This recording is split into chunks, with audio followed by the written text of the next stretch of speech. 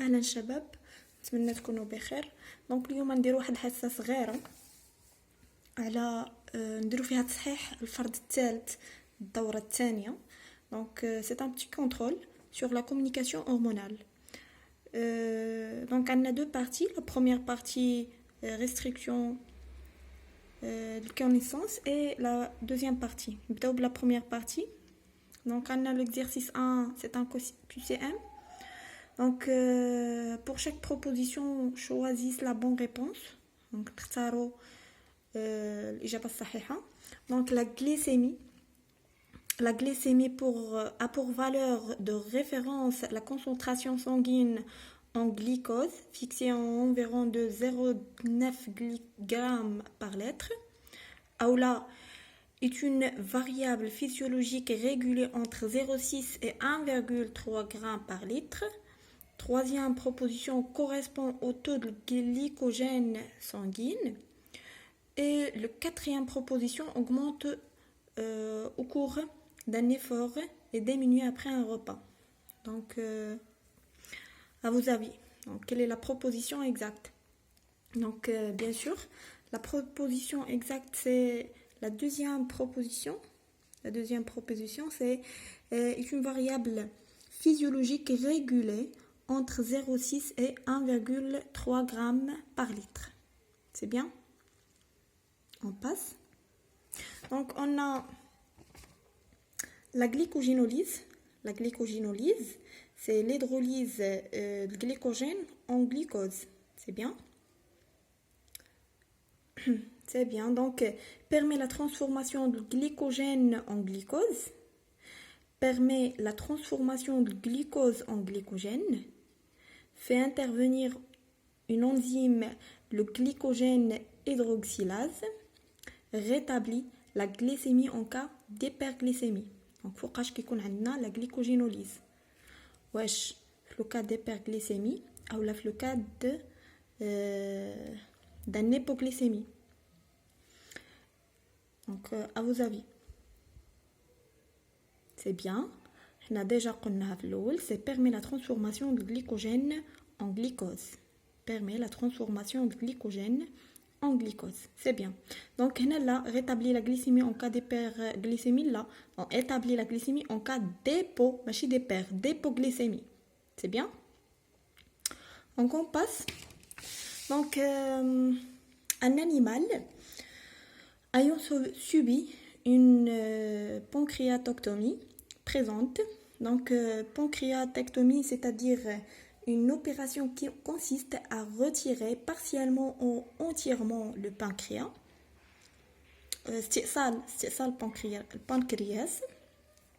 دونك استئصال هذا البنكرياس شنو اللي كيعطيني؟ واش une hypoglycémie non régulée, une hyperglycémie non régulée, une hyperglycémie réversible par injection de glucagon ou une hypoglycémie réversible par injection d'insuline. À vos avis? Oui, c'est bien. Donc, troisième proposition, une hyperglycémie réversible par injection de glucagon. C'est bien. Donc, on passe. La cellule hépatique, c'est-à-dire la cellule du foie. Donc, la cellule hépatique est le capteur des variations de la glycémie. Aoula laisse entrer le glucose présent dans le plasma sanguin en cas d'hyperglycémie.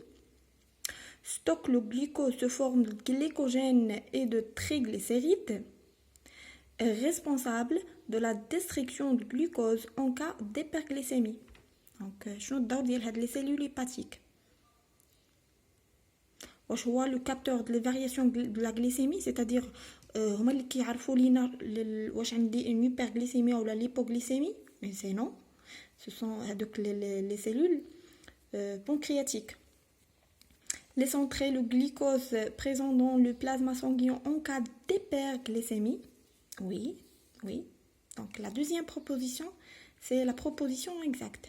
Laisse entrer le glucose présent dans le plasma sanguin en cas d'hyperglycémie. Maintenant, au niveau de cellules hépatiques, il y a le stockage du glucose sous forme de glycogène. C'est bien.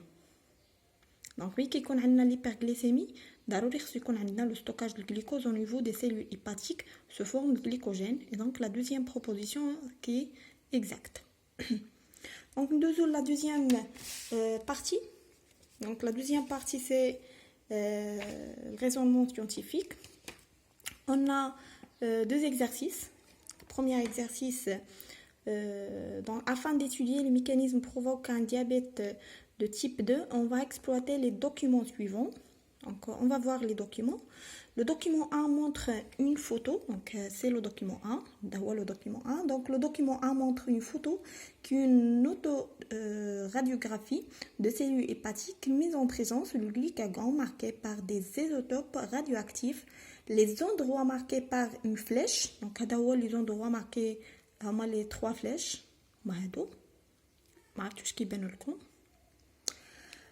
indiquent les endroits où se localise l'hormone marqué, c'est-à-dire l'endroit où il est fixé par la cellule hépatique. Donc, au niveau de ces points, il y a la fixation d'hormones, c'est-à-dire la fixation d'insuline ou de glucagon sur la cellule hépatique. Donc, il y a la cellule hépatique, on a le noyau, et ce sont les autres organites cellulaires de cette cellule hépatique. On a les récepteurs اللي عندنا هنا هاد les petits points noirs اللي عندنا هنا اللي شايرين لهم بهاد les flèches. C'est bien. En revanche, la question. Donc analysez la photo. Que pouvez-vous en déduire? Donc نشوفوا شنو عندنا في la photo.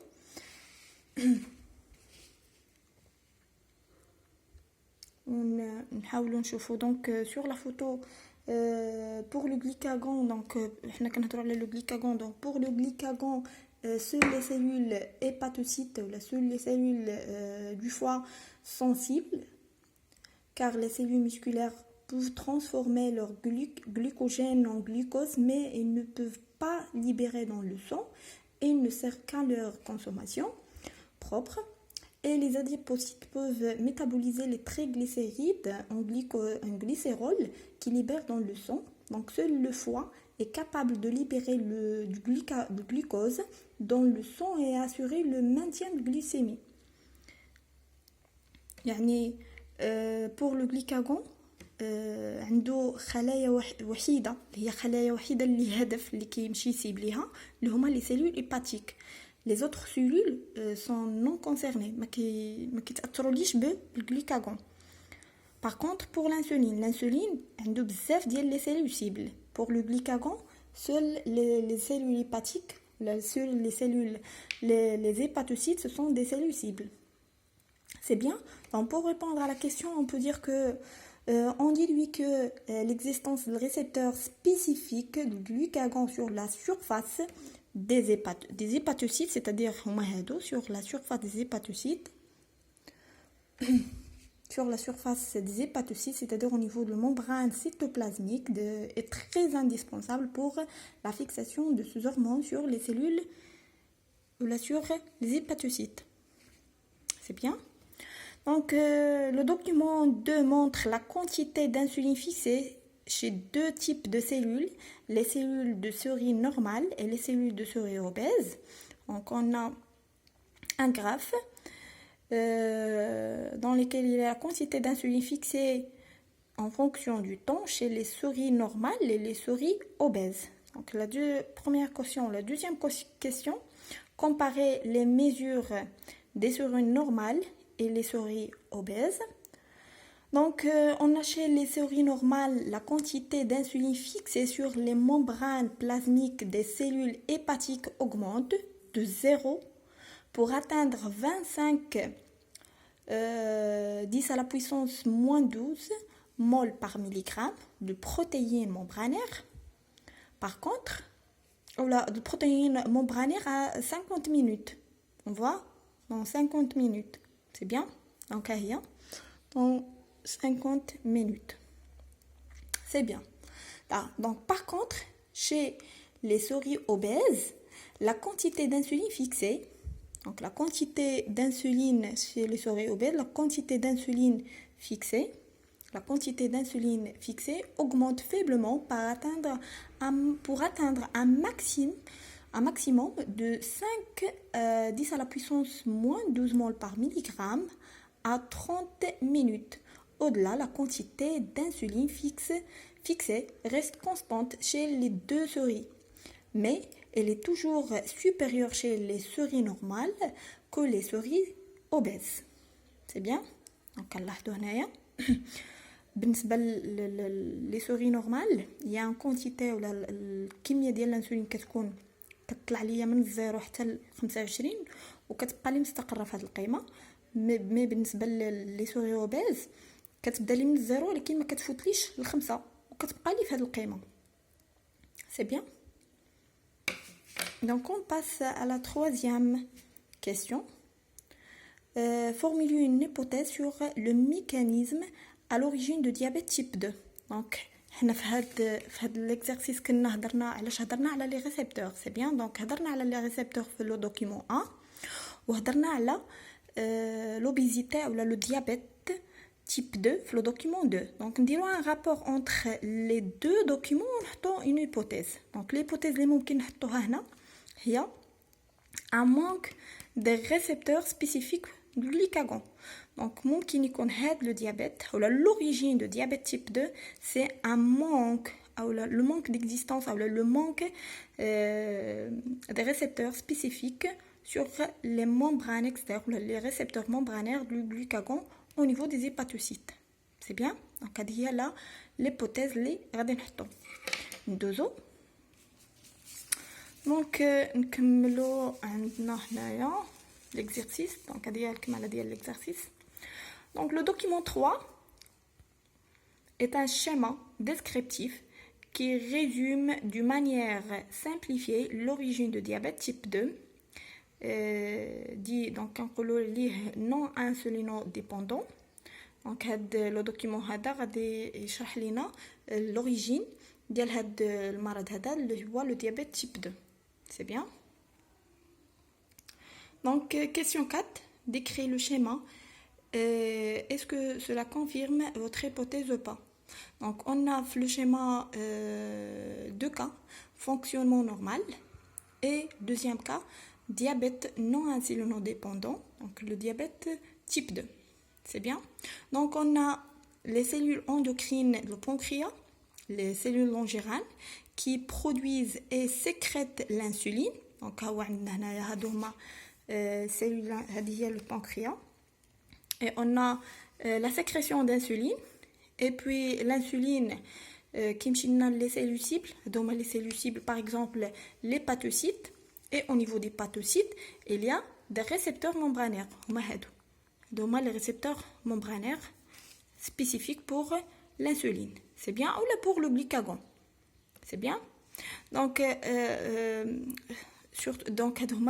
le récepteur. Pardon. Donc, le récepteur. Le récepteur d'insuline. Donc, le récepteur d'insuline favorise, après la fixation d'insuline sur les récepteurs d'insuline, il donne des messages intracellulaires. Donc, il y a des messages داخل الخلية اللي كيديروا la favorisation ولا كيخليونا l'entrée de glucose dans la cellule. C'est bien. Et favorise la glycogénogenèse. يعني كيخليونا كيدخل لي الجلوكوز باش كيوقع لي لو ستوكاج دو glucose sous forme de glycogène. C'est la glycogénogenèse. C'est bien. Donc, ça pour le premier schéma.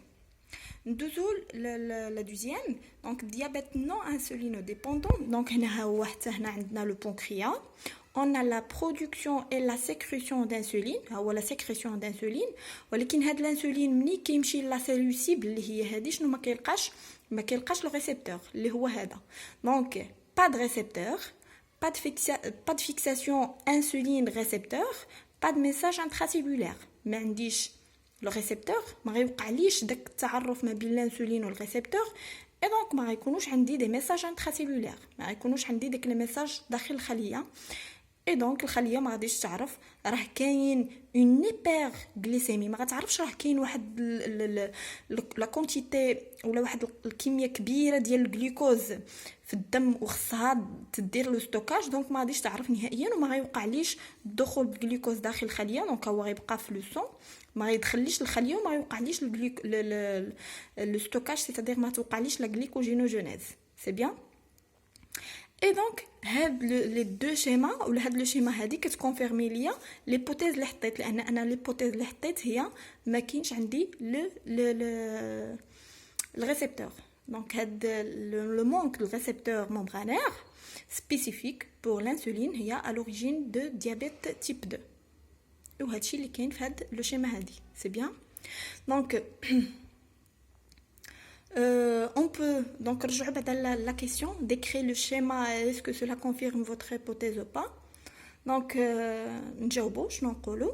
Donc une hormone dans notre cas ou là une hormone dans notre cas c'est l'insuline, ممكن يكون le glucagon,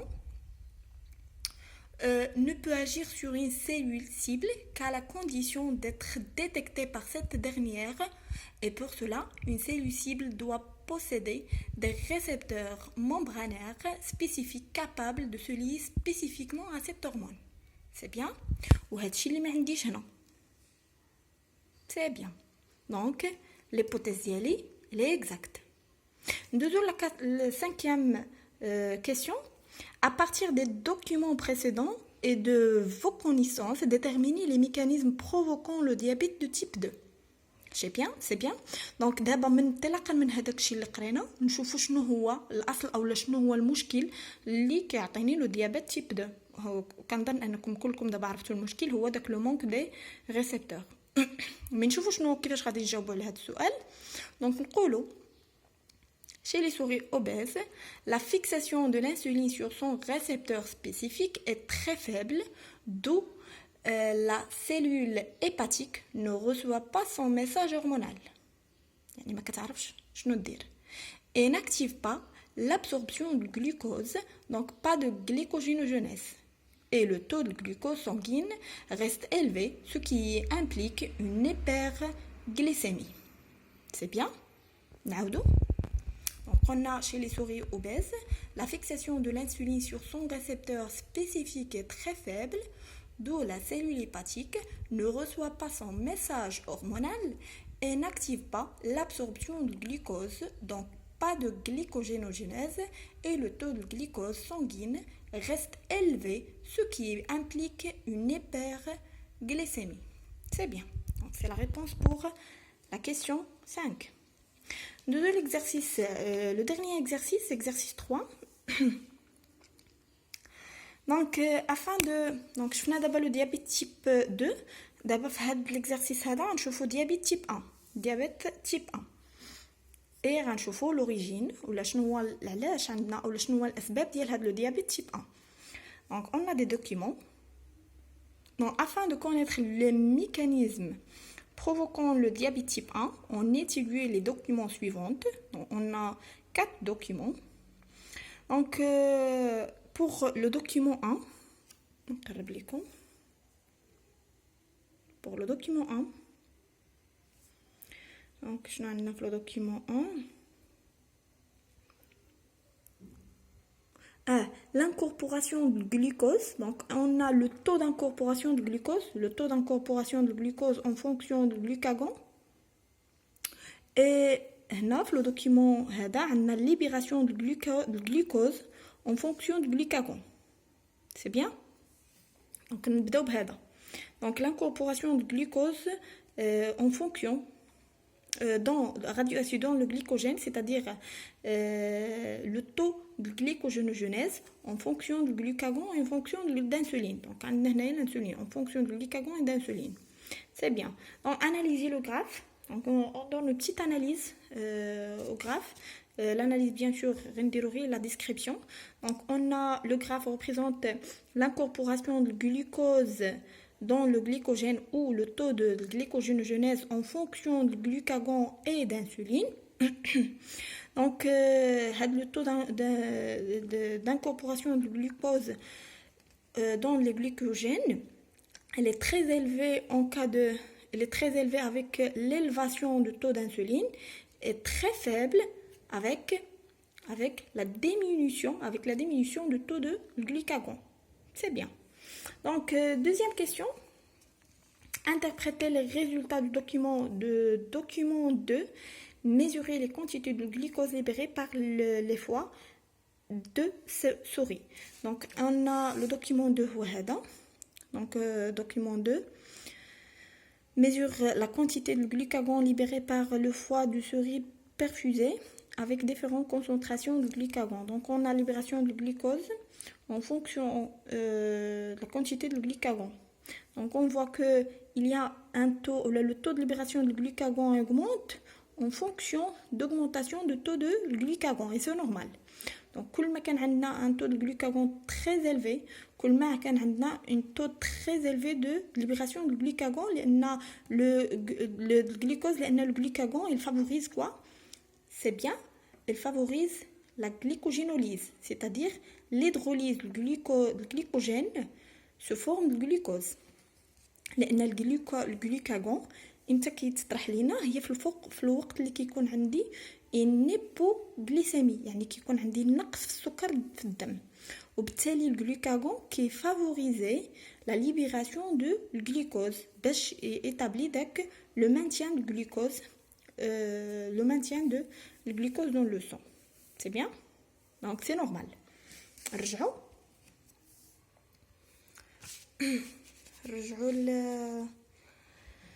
la question ديالنا. Donc 3, analyser le graphe. Donc عطينا داك la petite analyse le graphe 2. Déterminer, quatrième question, déterminer le rôle du glucagon par des techniques, pour déterminer le rôle du glucagon par des techniques de coloration appropriées, on peut observer au microscope les élodongérans chez 2 individus, l'un sain, l'autre atteint de diabète type 1. DT1, le document 3 nous montre les résultats. Donc on a le document 3, et sur le document 3, il y a 2 photos. On a la première chez un individu non diabétique, c'est-à-dire un individu sain, et la deuxième, un individu atteint le diabète type 1. C'est bien, diabète type 1. مزيان. دونك عندنا جوج ديال لي فوتو، هذه عند الشخص العادي غير مريض، وهذه عند الشخص المريض. سي بيان، مزيان.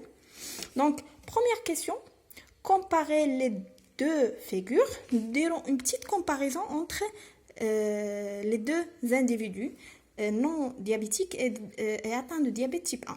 Donc اللي كنلاحظوا هو ان هنا عندنا واحد النشاط راديو اكتيف كبير مقارنه مع الانديفيدو ديابيتيك. هنا ما عندناش داك النشاط، ها هما عندنا غير شويه، يعني لي سيلول بانكرياتيك اكتيف اي سون تري رار. هنا نو عندنا ان تري غران ولا توت لي سيلول سون اكتيف، يعني كيبينوا واحد النشاط. عندنا هنا نشاط اللي ما